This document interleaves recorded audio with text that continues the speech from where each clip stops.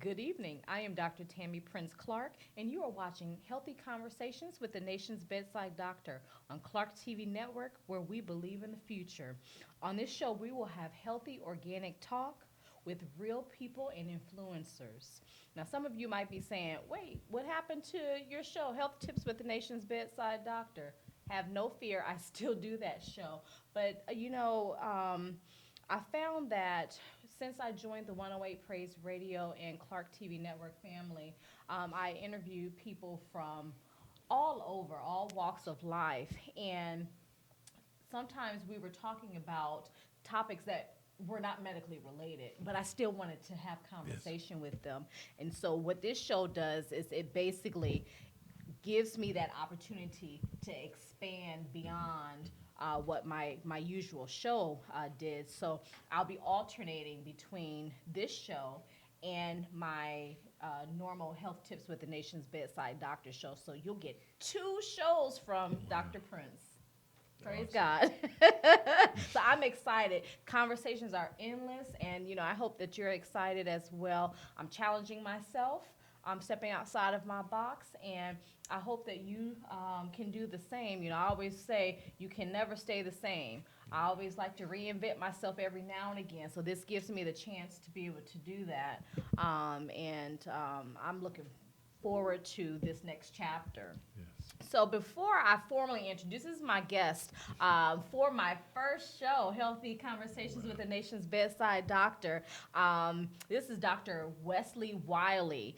And, I'm going to formally discuss later what his resume, he has an impressive resume, and I'm so thankful and blessed that he has graced us on the show.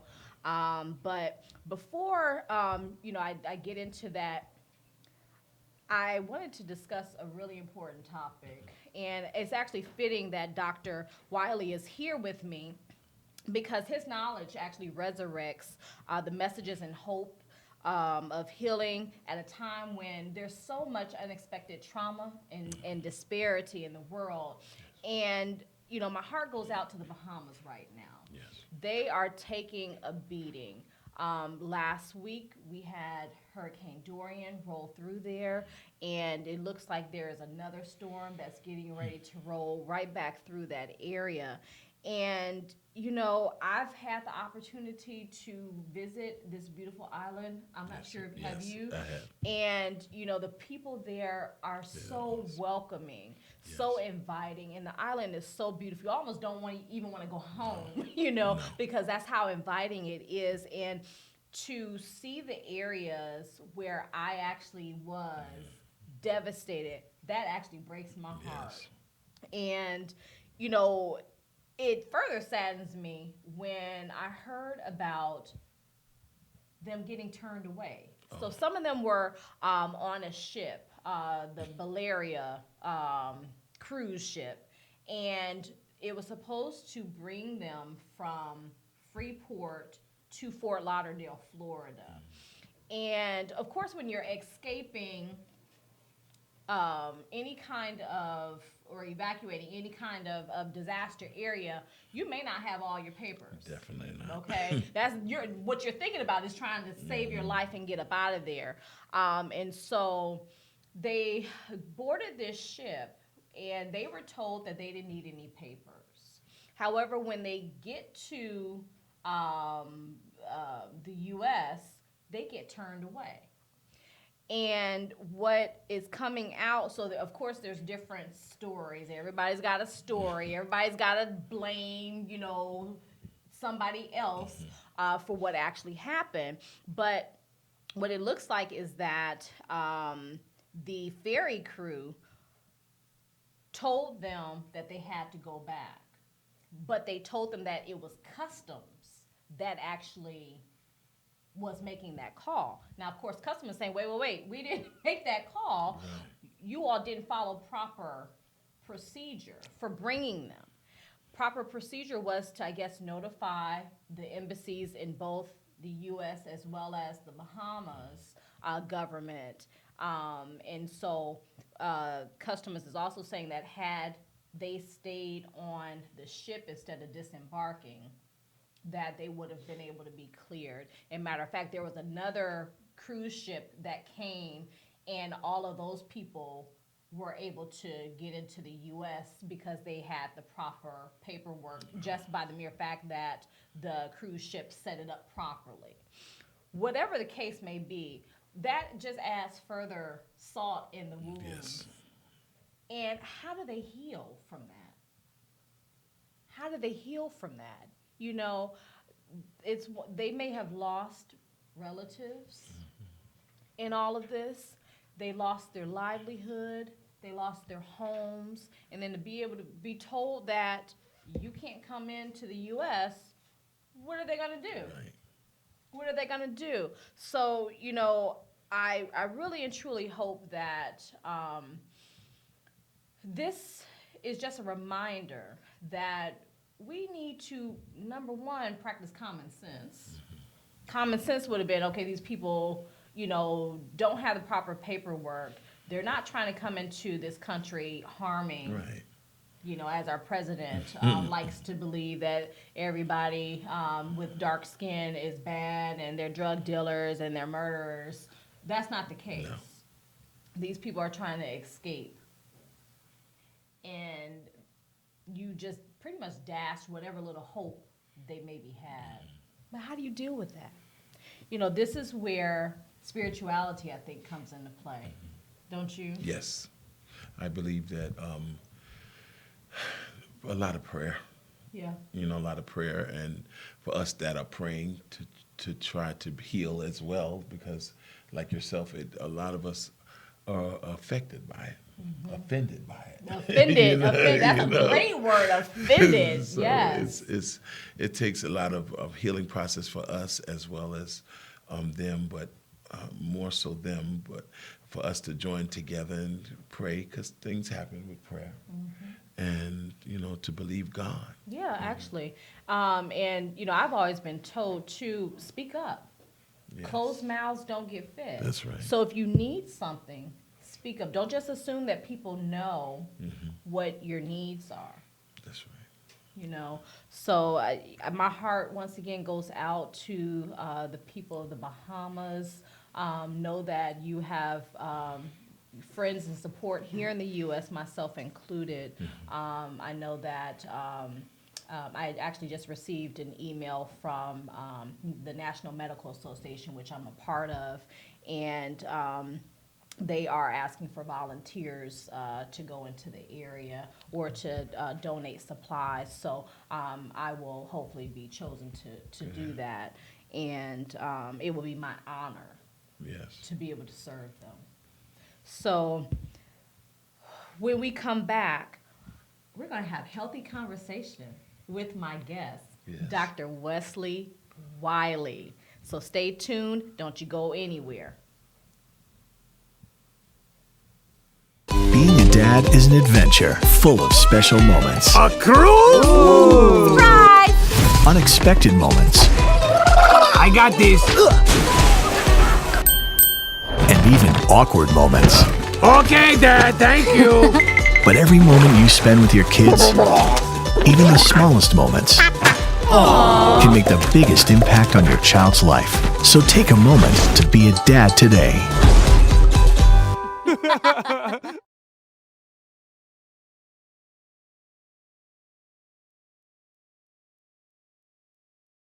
Being a dad is an adventure.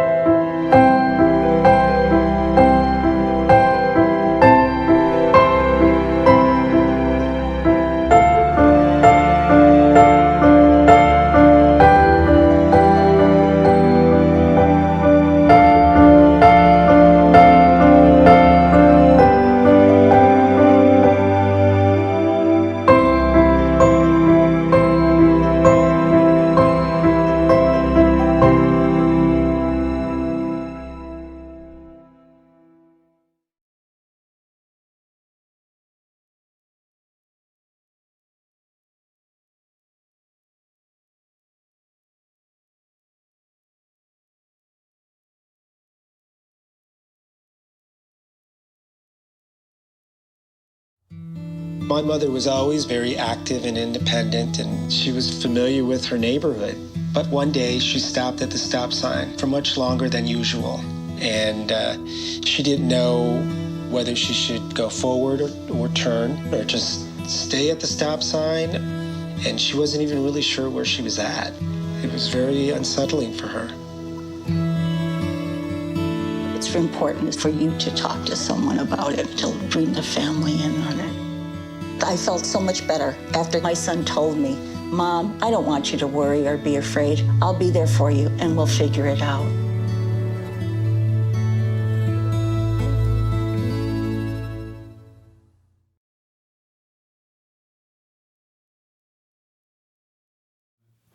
All right, we are back. And as I kind of alluded to before break, this is my very first guest, Dr. Wesley Wiley, and he is a seasoned, international, motivated speaker, entrepreneur, author. So he travels the globe extensively.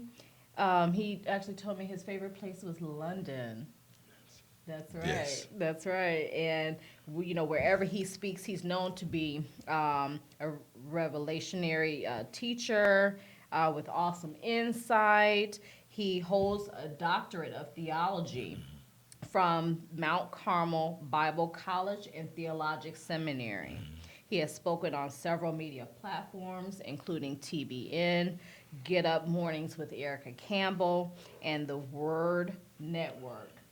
So, he's got such an impressive resume. It'll take me like 2 hours to try to get through it. But here he is. I'm impressed. I'm blessed to have him. And we're going to have a good conversation today. Yes, we are. Thank you for coming to my show. Oh, it's a pleasure. So you're actually in town. You got a pretty jam-packed weekend. So you're originally from New York. Yes, Brooklyn. Brooklyn, just like my husband. And you now reside in Jersey. Yes. But yes. you travel all over. You're here in Atlanta for what reason this weekend? One of our friends, she's a producer and a playwright. Mm-hmm. She's having her premiere at the Rialto Theater on tomorrow. So I'm one of the music producers of the show. Mm-hmm. And so we're all here for the red carpet and for the production and for the premiere. And in between, I'm with nice people like you guys. Awesome! That's right, that's right. So you said that you're a music director. Yes. So you play instruments? Yes. What was your first instrument that you ever played? Piano. Mine was clarinet. I always wanted to play piano, but I never did make it. What's your favorite instrument to play? Piano. Piano, okay. All right, because, even though clarinet is my first, I love playing clarinet. That's my first. I love playing the flute, too. Yes. So, I think music has to be in you. Mm-hmm. It does.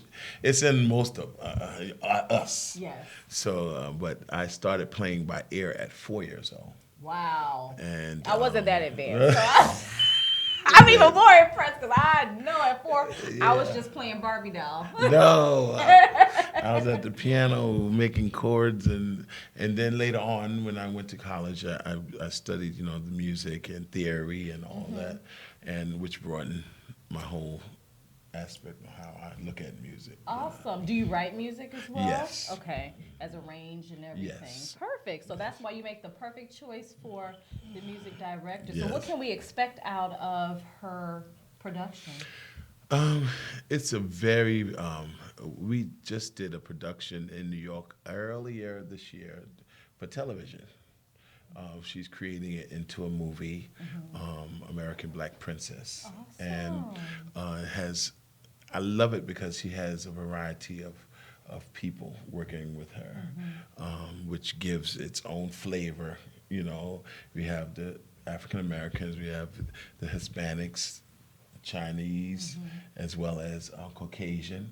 So everybody's able to work together and to just make a beautiful project out of it. That's awesome, and it's awesome that she has support from her friends like Yes. you, because when you're doing something that big, Yes. you need that support. Yes. You know all about that because you're doing big things. Yeah. So let's talk about that. What actually keeps you motivated to do big things? Testimonies. Testimonies. I love to hear people's lives changed. And that I was able to, whatever ministering I've done or the book I wrote, to inspire and to be able to leave an impact. Be not just a motivation person, but a person that leaves a lasting impression and an impact. So I just love testimonies. I love hearing people saying, I was going this way, but after I heard you speak, it really changed me. It really, I have a whole new outlook on life. How does that make you feel when somebody It feels says good. that to you? It feels good, and I can even go into where I taught in the school system, junior high school, and a lot of those kids that were 12 and 13 years old, really on selling drugs, are really out there. I look at them now, and they're still with me. 37 years old, 35 years old, 40 years old, and running the church, and just everything that the society would say they was not supposed to do. Yeah.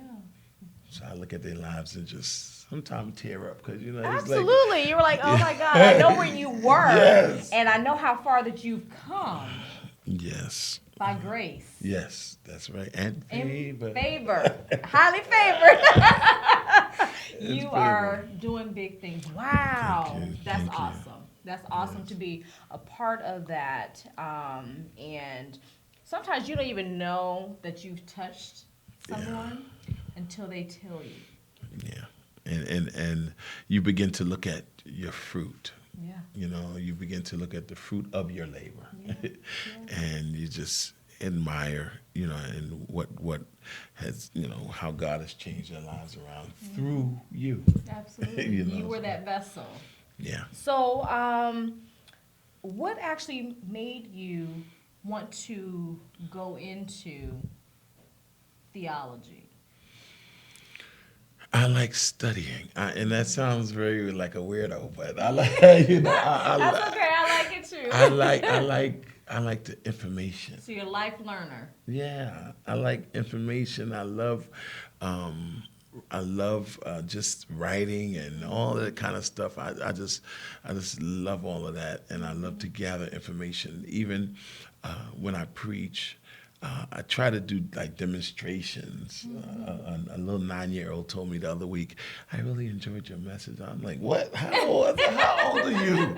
He's like, "I'm 9, but I understood everything Never you said." discount a child. Yes. You started playing piano when you were 4. Yes, So, yes. children actually do know what journey and path they want to be on. Yeah. He said, "I didn't even play on my game. He said, I was paying attention and I could tell you everything." And I'm like, "Oh my goodness." I was like Awesome. 9 years old. That is amazing. Yeah, Amazing. So you're a jet setter. You're hardly at home. But how do you find the balance between work life and home life? Well, I believe balance is the key to life. When you have a balance, it helps you to stay balanced, and I don't believe in bringing one thing into overloading one thing into the next thing. Yeah. And that comes from a period of time. Everybody doesn't know how to do it, but it comes from years of being in this. How to have a vacation, how to get away. Yeah, there was a study that was done, and those of us here in the U.S., it's telling us that we don't take enough time for ourselves. Yeah. We're all about work, But I always say, work is gonna be there because when you drop dead, they're gonna find somebody else to be able to pick up that work. That's right. So you might as well take care of yourself. Yes. And the Europeans have that down pat. Yes. Yes, they We do. just need to catch up. Yes, they We do. just need to catch up and get that balance. And I always try to take a day or so to myself during the week. And I try not to jam pack my weekends just for that very reason. You got to take care of yourself. You got to balance Have to. things out. Have to. Work hard, play harder. That's right. That's what I always say. That's right. Now, you alluded to it. You got a book. But this book is actually not very new. Yeah. It's not very new. The book is called I Made It on Broken Pieces. Actually, it was first released 10 years ago. Yes. 10 years ago. And 5,000 copies sold out. Oh, wow. And I just felt, how you get those feelings. I just felt to bring it out on the 10th year to fresh cover, fresh, just a freshness of the whole book. And I've met people in the last 10 years that haven't got a chance to get the book 10 years ago. So I believe it's going to bring a breath of fresh air. Absolutely. Did you write anything extra for this new release? I did maybe the forward. I did the forward over, to give a greater insight of the read and to make a connection with some authors that I know, to help me do some things and look it over and do a forward too, So I believe it's going to be great. I do believe it. Now, tell us what it's about. What's the gist of it? Well, I made it on broken pieces. It took me about 5 years to write this book. Hey. And It was on your time, God's time, but it came out. it took me about 5 years, and it wasn't until until I got by the water. I don't know, we in Grand Turk somewhere. I just got by the water, and I began to write, cleared my mind, and just began this doing this. Yeah. I'm going to do it. The book is based on Acts 28, which talks about Paul. Not just being Paul, but he was Saul. He was a killer of the Christians and all that stuff until it's like the Holy Spirit knocked him out. That's how the Bible tells it. Basically. And knocks him out. And when he gets up, he's like this new person. revelation. He's like from Saul to Paul that quick. And I always use Beyonce's song, I Woke Up Like This. Yes. So, but he gets up, but now he's a preacher, and his preaching was so intensified until he wound up in jail. He wound up in jail, and I always say this to people that are walking in ministry or different places in life. You will always, if you're dedicated and you love what you do, you will always come in contact with people that are not on your level. Absolutely. And that's why I always tell people it's always imperative to be humble, because you will always have to deal with people that are not on your level. So Paul is stuck in this prison with killers, with robbers, with rapists, and all kind of people, but forced now to be on a level with people that he's never experienced that. You see what I'm saying? Yeah. So he has to now still minister. He's a preacher. He's sending out letters to the different churches and still giving instruction until the day where they find, I read the Bible like a story, until they find out that the prison is overloaded. So they now have to move all of these prisoners over to Italy by boat. That's why when you was talking about Bahamas, it really was getting me. And they moved them over by boat, chains on the feet, chains on the shackles on the hands and feet. They get to the boat, and Paul tells the centurion, which is the head guy in charge, the King Agrippa, he said, this boat is not going to make it. He had a feeling, intuition. He had that feeling. And so everybody starts laughing at him like, what are you talking about? The boat's not going to make it. In the midst of them going to Italy to move to this new location, the storm hits. a big storm hits them in the middle of the ocean, and they're there on this boat, and everything is going haywire. The Bible talks about how it got dark and they couldn't even see, and the Centurion jumps out and throws the anchor out to try to stabilize the boat. And Paul yells, "Cut the rope and let us go." And this is where I stop first, because a lot of people are connected and anchored into the wrong people. Yeah. So I always use that to tell people, if people are not benefiting you or not helping you or not pouring into you, cut them off. Cut it. You have to. Cut it. You Cut it. absolutely Cut it. have to. Cut it. And let it go. Like Frozen said, let it go. For your own sake. Yes. For your own Yes. sake and sanity. Sometimes, and I always say, it's not necessarily a bad thing when you're cutting people off. People serve their purpose in your life for Yes. however long they're in your life. They could be there forever. They could be there for a couple of years. They could be there for a day. It doesn't matter. Everybody serves their purpose. What you, as the faithful Christian, need to do is to get whatever lesson you can Amen. from that That's encounter. right. That's right. And I always said, some things are caught, some things are taught. Yeah. And he cuts this rope, and the boat is like going, everything's going haywire. Yeah. Until the Centurion gets up and say, "Everybody that can swim, jump out the boat." But then you have the non-swimmers that are left in a panic, that are left disarrayed, that's left just in the middle of the ocean, panicking. And the Bible talks about in 28:42 through 44, it talks about they started grabbing onto pieces and boards of the ship. They started just grabbing. And the Bible says some escaped on boards and some on broken pieces. Yeah. But they all made it safe. They all made it safe. So I use Is that where the title of the book comes from? Yes, because I use it because I feel that a lot of us have made it on a broken piece of mind, not PEACE, PIEC. Exactly. Just a piece of mind that has helped to keep us. And one of the greater attacks now, not just in the church, but it's everywhere, is the mental health.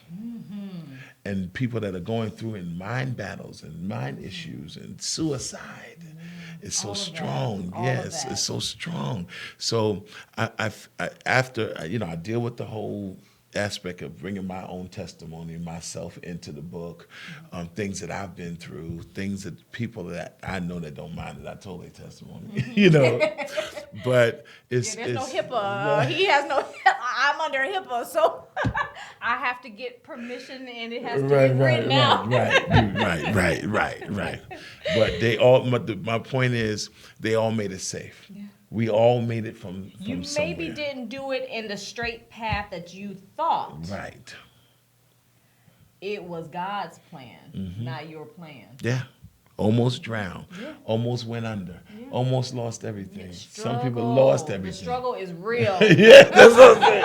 All of that to come in. I just look at the lives of myself, lives of people that I know that survived the storm. And I believe that brings one of the greatest testimonies, Doc, because it tells us that I'm a survivor. And even though I had that, I always tell the church, and I get in trouble a lot because I'm that cutting edge pastor, or bishop, or doctor. I always tell people, don't be so quick to judge people because you never know what they went through to get to where they're at. Well, there's only one judge. Right. Amen. And it's not any of us here. It's not me, not you. Exactly. No. Exactly. Yeah. So, however you get there, just get there. Get there. And be okay with it. Yes. Your journey is completely different from another person's journey. That's right. And you can never compare yourself. And like you said, I always strongly dislike people who are very judgmental. Yes. And I actually, I try to stay as far away from them as I can because they also tend to be negative people, and I don't want any of that negativity surrounding me, trying to bring me down. But how are you going to judge? Right. You can't. how are you going to judge that person? What is it? What's the saying? People in glass houses shouldn't throw The stones. rocks, yeah, those stones are rocks. That's right. I wherever I go to preach, I don't care how small the audience, how big the audience. I always do what they call a spiritual check or a poll, and I call out a whole lot of categories. Yeah. And I said everybody's in here. Everybody in here we're X everything is sitting in here tonight. Everybody's an X. I'm an X. You an X. We all got issues. We still got issues. Yeah. And I call the groups and I stand them up. All X whatever. Fornicators. Well, I don't know. And then the whole group of the people stand up. And I'm like, don't worry, because I see some of you still sitting down, but I'm coming down your road. I'm coming to you. I will get to you. I'm coming down your road. I'm coming down. But I believe it's to inspire those that are lost, that are there. Because people, they already know that they're doing bad. They already know. People, I always believe you don't that. have to tell anybody. Right. They already. They don't come to church to hear that. They Right. don't come to hear, oh, you're going this, you're going to hell. I'm like, people don't come. They want to know, how can I get out of what I'm in, and how can you help? That's correct. How can you help me get out of my situation? So that's one of the first steps that I use to try to break the ice. You know what I'm saying? Of this sitting in church and you got a whole nother mindset, and then you think all churches are the same. Well, that's just so I break the ice with stop judging, stop judging people. We all supposed to love each other, for whoever we are, what color, what race, what preference, whatever. Jesus loved everybody. He didn't even have a church. He didn't. he just went out. Right, come on. He just chilled with his guys. He just went out, popped up on the scene. Exactly. He didn't. I'm like, so I don't know where we get all of this craziness from. But I do believe once I talked about this with another show, cleansing the mind, body, and soul, and being able to cleanse all three, and to get your mind in the right direction. These people that was in this water, they couldn't see.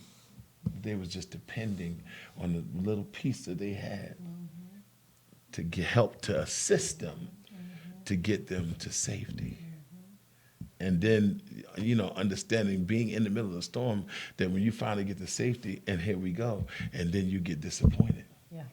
Because How do you do that? you see what I'm saying? Because even when they got in my book, even when they got to, they didn't even get to Italy. They had to stop at it's called Melita, and when they stopped at Melita, their enemies were waiting on them to try to set them up. to try to set Somebody's them up. always trying to set you up. Right? I'm like, oh my goodness. Always. Yeah. There is somebody who is a hater that doesn't want to see you get ahead. Yes. So I do believe, because even in the story, it talks about how they set him up, and they put Paul was assisting them in making the fire to get the people warm and all this, and they put a snake in the fire, and he jumped out, and the Bible says he shook it off, and that it mesmerized everybody, because that was supposed to kill him. And I always tell people the venom was supposed to kill you. But God didn't allow what people try to poison your name with, or try to put poison on you. He didn't allow it to kill you. So then everybody's mind changed concerning him. They were haters one minute, and then God changed their mind concerning him. So I do believe it's so imperative. And again, like you were saying earlier, that my heart goes out to those, because when you was talking about it, I began to think about the whole story in Acts 28, and how they were disappointed. Yep, and how they thought that they weren't going to make it, but yet they did. Yes. Yet they did. Yes. So, what's the main takeaway, you think, for the book? You can make it. Anything is possible. Yes. You can make it. You can do it. There's nothing that God has that He was withhold from you. Take away that whatever the storm is, you can get out of it. Yeah. You know, I like to encourage people because, like I said before, it's such a place now where people's minds are snapping and just, you know. And I want to say this in the church, not just outside, in the church. Yeah, people think when they come into the church, things are going to be different. It's the same people that come into the church that are outside. Yes. You know, so you have those same dynamics. Yes.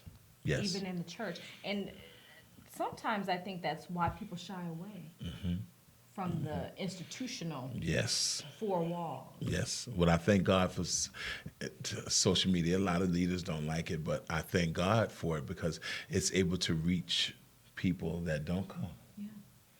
And it's crazy to say because a lot of most traditional people would say, but God is everywhere. Right. God is not just within these four walls. Thank you. And so you can get God to hear you, Bedside Baptist. That's right. Okay? Amen. So nothing wrong with that. If you cannot get in to a church or you just don't feel like you're being welcomed in a church, it's okay.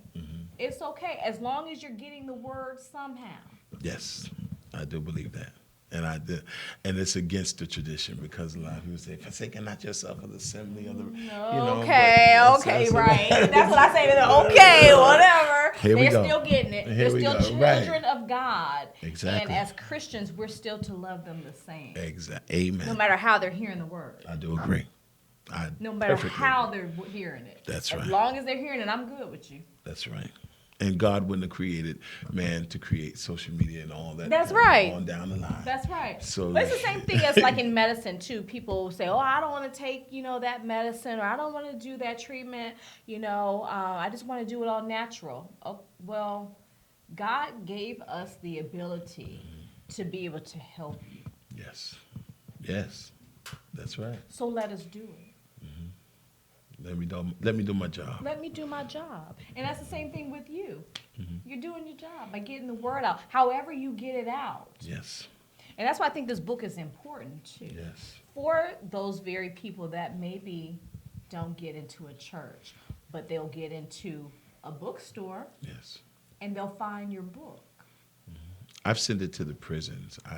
Yes. I sent it just up in mail, just did a mailing list and just sent it to the prisons, 1,000 books, just give it to the prisoners. Have you done it to like women's shelters? Or? Yes, to different shelters. I have a heart for the less fortunate. It almost brings me to tears now.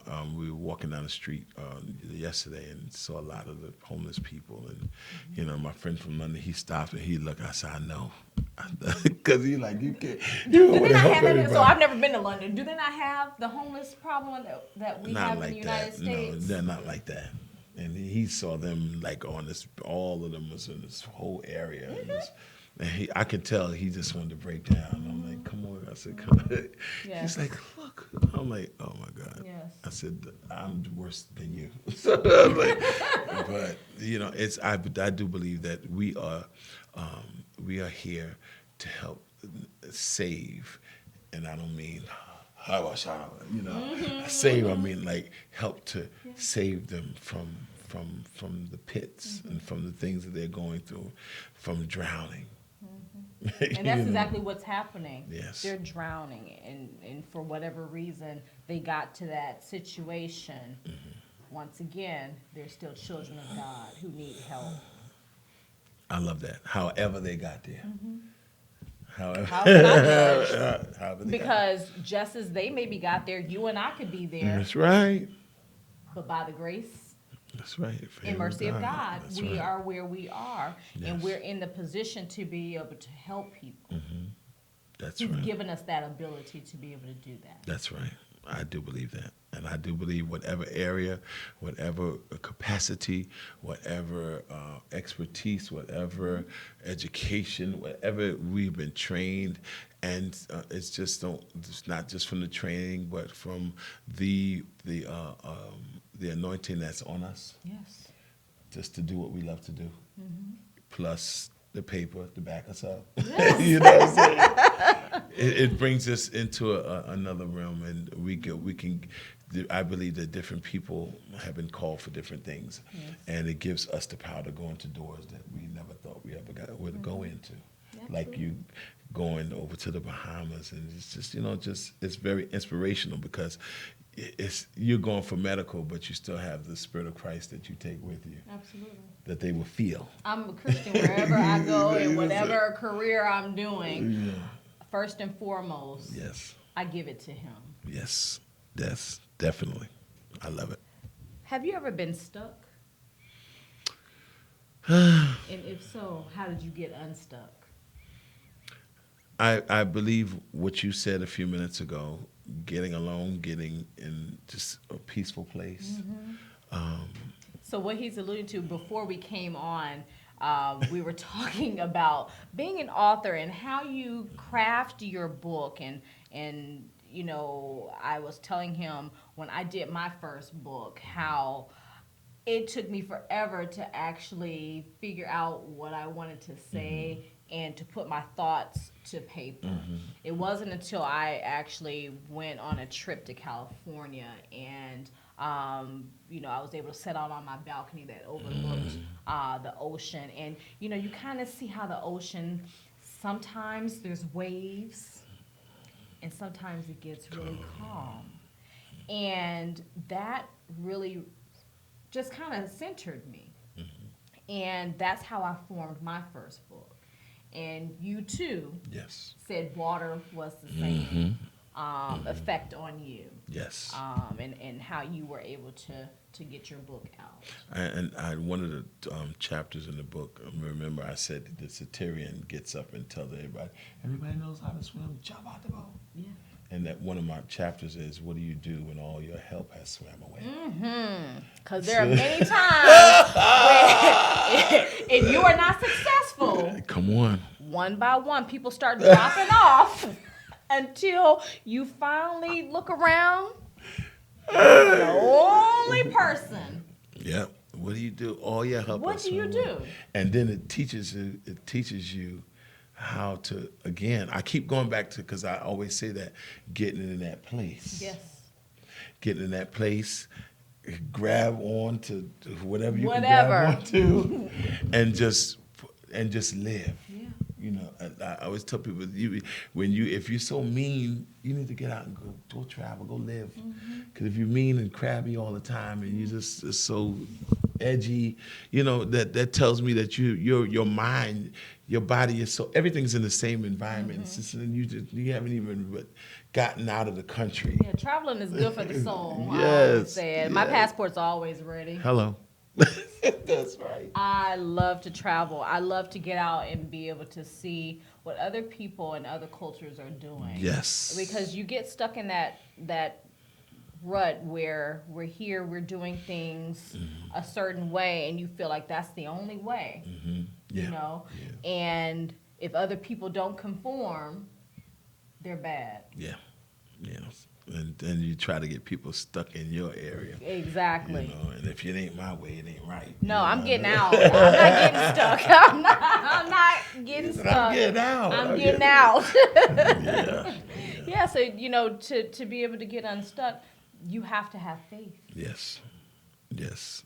That Faith. God has your back. Even when you look around and there's nobody there, there's actually somebody there. Yes. Holding you up. By the mere fact that you're still living and breathing, he's there with you. And he says in the book of Psalms, he said, I'm on the right hand, I'm on the left as well as the right. Yeah.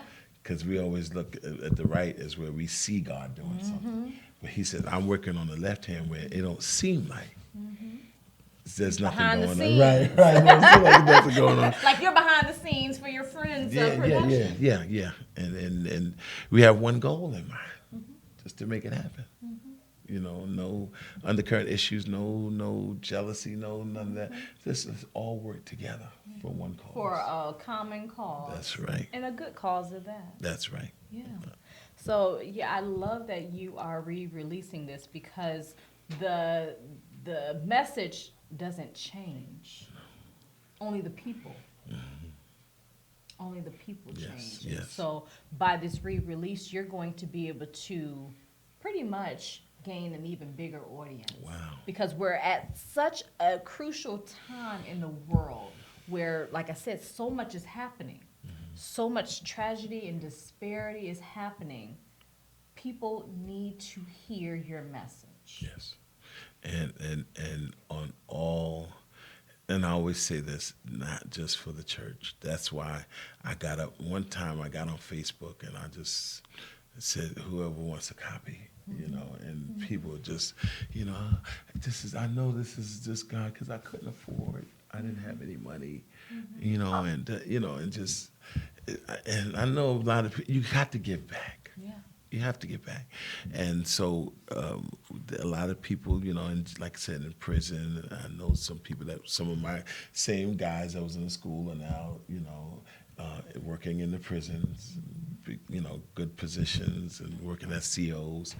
And I was able to, get my book in there and so they can be inspired as well. Absolutely. And then I went and spoke to them. Now, during the prison ministry? Yeah, I went and spoke to them on the book, and I was able to bring it to life to them because, like I said, Paul started out and he was in the prison. Yeah. So I was able to speak to them, and they were like, "Oh, wow!" They felt inspired, which is my whole goal. Even if they're in prison, they still need some kind of inspiration. Come on.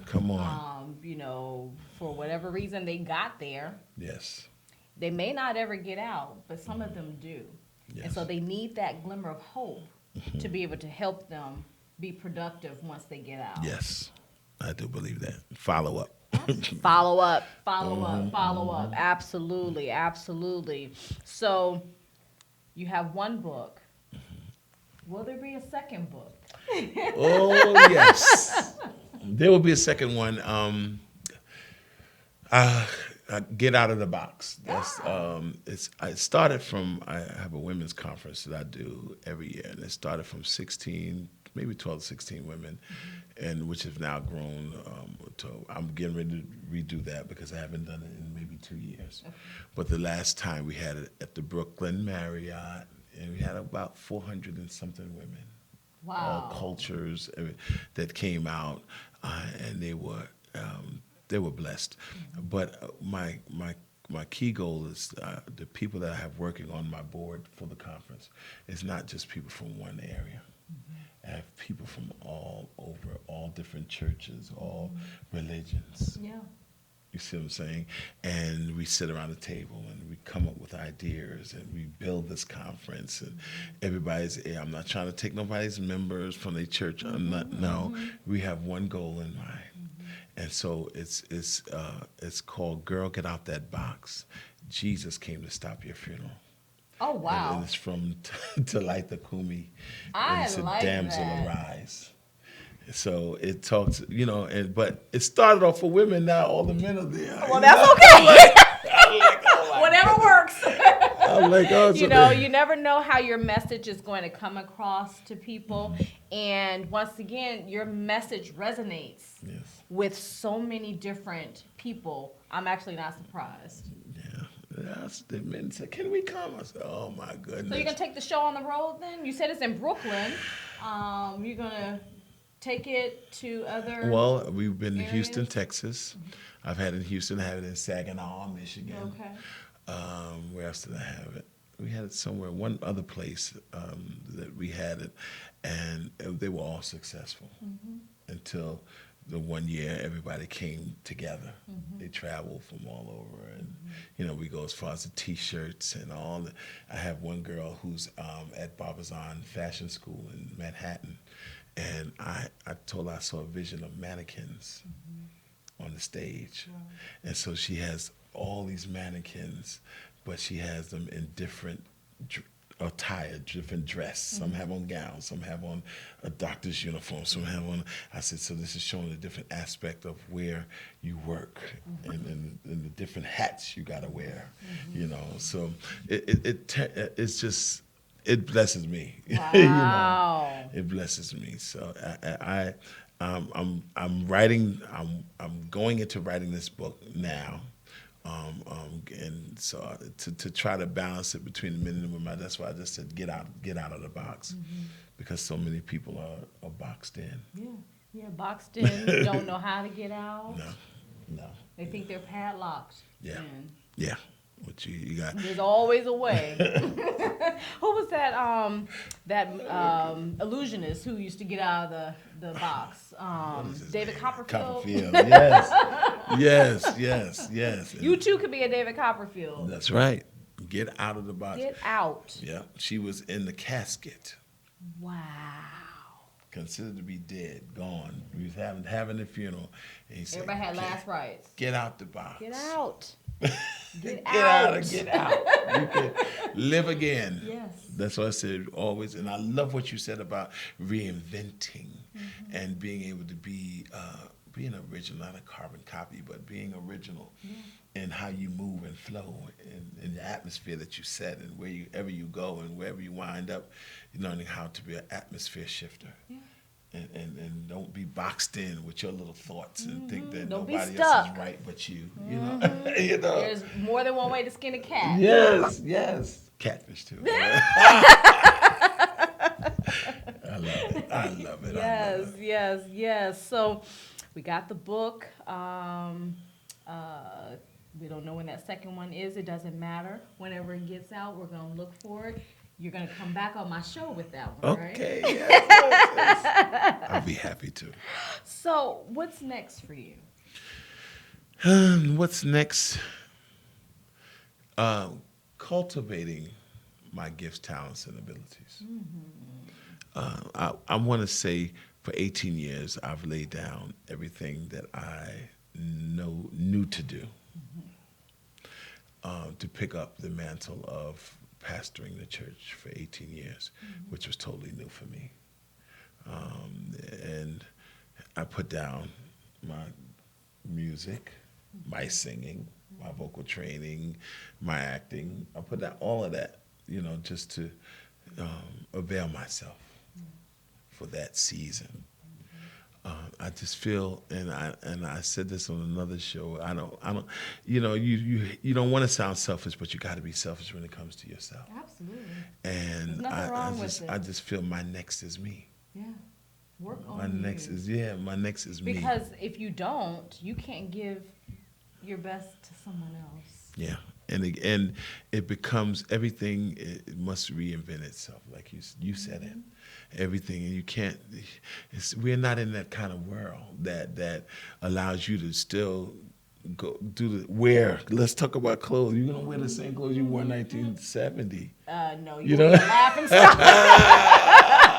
No, who was that? Fashion police will come after you. Like, what are you doing? Exactly. You don't do everything changes. Nothing stays the same. So you have to bring yourself full circle in order to reinvent yourself. And that's why I was telling my son and them, keep me abreast on what's going on, how the social media and things help me. I'm 50, so I'm like, things are not the way it was in 1968. No, it's not those typewriters that were. No, my grandson said, "What's a typewriter?" I said, "What?" He said, "Papa, what is a typewriter?" When my parents were moving from our home in Cleveland, where I was raised, back to my dad's hometown in Birmingham, we came across some old cell phones. And the very first one, they had the briefcase. Ooh, and it was like a walkie-talkie. It was so big. So my nephew found it. He was like, "What is that? That's a walkie-talkie." What we is said, that? "No, that was the first cell phone." Like, what? What? But things change. Yes. Everything evolves. Yes. And so should we. Yes, and that's why I said I know that and you have to go through storms to come to yourself. Yeah. You have to go through different phases of your life, whatever phase you went through, and you said it earlier, whatever phase you went through, it came for an experience. brush yourself off, move on, and learn how to be into you and to take time to get that space, create that environment. Don't hang around negative people. Exactly. Get negative people out your system. Because a lot of times you'll find out who your real friends are when you make a step towards success. That's right. They all right as long as you're on that same level. As soon as you step Yeah, up. oh my goodness. Or you can step back. You acting funny. Oh, right? you think you're too good. Yeah. Mhm. They change up. So it's all in knowing who you are. We're fearfully, and the Bible says we're fearfully and wonderfully made Yeah. by the master potter. You know, so in knowing whoever we are, whatever size we are, learn to be into you, love you, and live healthy. Be into your health and being into your, eating habits. Everything. You know, Everything. it's a lot. When you get into you, it's more than just going to church. Yes, it It's learning how to cleanse your whole spirit, man. Absolutely. So, there is a myth sometimes that men of God don't really need to work to have a relationship with God. But that's not necessarily true. No, that's not In the true. least Though. bit. I think you have to have a relationship. How do you maintain a relationship with God? I have meditation time. Yeah. I talk to him. I have a relationship with him. I don't allow, and I say this everywhere I go, don't let your preaching take you where your character can't keep you. Ooh, say that again. Don't let your preaching take you where your character can't keep you. I love it. We have great preachers out there, but your character's a mess. Like, who's going to learn from you? Yeah, right. You were great on the pulpit, but you can't even shake nobody's hand. Yeah. You can't even hug me or say, you're not concerned about, Yeah. what I'm going through. So I maintain that through my conversations with the Father, my alone time, my steal away from everybody, my reading, my just, like I said, meditating, just staying in his presence. Absolutely, absolutely. So, can you tell the viewers one thing that is not well known about you? I love to cook. Ah, what you like? I like to eat. So, what do you like to cook? Look, our friends right now talking about, when you come into the house, I said, I don't have any time to do that. right. But I love, and everyone that tastes the cooking, they said, we can tell you have a lot of love in this. Because I absolutely love to cook. Where'd you learn how to cook? Well, my mom, just looking at her and, and developing my own little recipes and, her telling me, nah, you didn't do this. But I just love to do it. It's like playing the piano. I can just and just put it together, and it's just. Now I haven't gone to culinary school and learned how to put the leaves and. But you don't need to. You don't always need to do that. The time. I don't know all Some of the that. best cooks never went to culinary school. Yeah. So. We were just talking before we came on about, sometimes the best food comes out of the hole in the wall. Oh yeah. And not the restaurant that has spent, thousands of dollars To be beautiful. to be beautiful. Yeah. You need somebody back there, mom. Or back you in need the somebody back there with some love Yes. and Yes. put their foot in it. Yes, that's right. That's Absolutely. right. And that's life. That's life. People that you come in contact, you can feel their vibes. You can feel, from them. This is somebody that's going to be, lasting. Is this somebody that's going to be inspirational to me? Yeah. So it's. I love to cook. Yeah, I love absolutely. to do it. So, if there was one parting message that you wanted to give to the viewers, what would that be? I always say giving God your all is the key towards excellence. I have a company called not M-Y, M-I, My I with a musical note on top. Okay. All, my all. And I always say when you give God your all, it's the key towards excellence. You may not be perfect, you may not be greater than some other people, but as you strive for excellence, and you give God your all in it, God sees it. And that's the key. That's the key towards the area you're trying to get. And I have a little logo with a girl going up the steps, and the steps are piano keys. Wow. And That's she's stepping on the amazing. step. And so it's the giving God your all is the key towards your excellence. Wow. Yes. Well, on that note, You did that. You did that. I would like to thank Dr. Wesley Wiley Oh, for my gracing goodness. us with his presence Thank you so today. much. Thank Make you sure so that you go out and support him. Purchase a copy of his book, Yes. I Made It on Broken Pieces. Where can they purchase it? Quickly. Well, you can also order online, West J. Wiley at iCloud.com. Okay. And also, we will be having it on, they've been ordering it on Facebook, on my messenger, Okay. which is, and Instagram. Facebook is Wesley Wiley. Instagram is West J. Wiley. Twitter is Bishop Wiley. So you can go on all those avenues And if all else fails, just message him. Yes. And he'll let you know how to get his book. Yes. So thank you so much also for pleasure. watching Healthy Conversations with the Nation's Bedside Doctor on Clark TV Network. Please subscribe to the best live TV streaming platform out there at Yes. www.clarktvnetwork.com. Clark is with an E. Also follow me on all of my social media platforms and sign up on my website, nationsbedsidedoctor.com, to get all of the latest medical news and tips so that you can be in the know. Healthy Conversations makes you feel good. Yes. And hopefully it makes you want to get out and do good in the world. Until the next time, be blessed, Yes. do your best, and be an inspiration to others. Take care.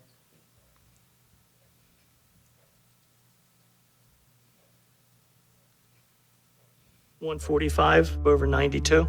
180 over 111. 182 over 100. And I had a heart attack and a cardiac arrest. And then a stroke. This is what high blood pressure looks like. You might not feel its symptoms, but the results from a heart attack or stroke are far from invisible or silent. My memory is shot. When I woke up, I couldn't speak. I can't button up a shirt. I can't run. I've had to learn to swallow again. That's the only moments that I have. And I'm 33, so I never see this coming. If I would have followed a treatment plan, I would not be in this situation. Had I done this, had I done that, hell, I messed up. Get back on your plan, or talk with your doctor to create an exercise, diet, and medication plan that works for you. Go to loweryourhbp.org. Head to toe, everything's changed. Head to toe.